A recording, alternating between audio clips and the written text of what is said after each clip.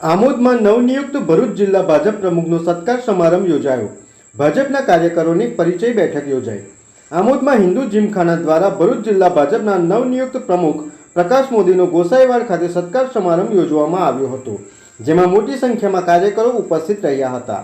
આમોદ ખાતે પધારેલા નવનિયુક્ત જિલ્લા ભાજપ પ્રમુખ પ્રકાશ મોદી તેમજ ધારાસભ્ય ડીકે સ્વામીનું ઢોલ નગારા સાથે ફટાકડા ફોડી સ્વાગત કરવામાં આવ્યું હતું, જ્યાં સૌપ્રથમ જિલ્લા ભાજપ પ્રમુખ અને ધારાસભ્ય ડીકે સ્વામીએ લવગણ વસાવાની પ્રતિમાને ફૂલહાર ચઢાવી શીશ ઝુકાવ્યું હતું.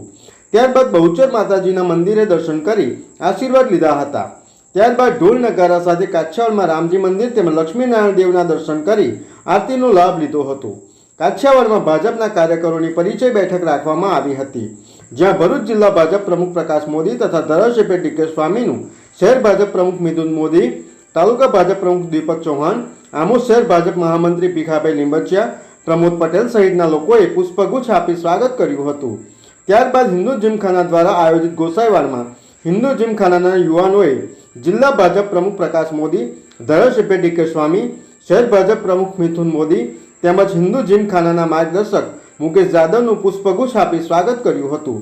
ધારાસભ્ય ડીકે સ્વામીએ પ્રાસંગિક ઉદ્બોધન કરી હિન્દુ સમાજે મતભેદ ભૂલી એક થવા જણાવ્યું હતું.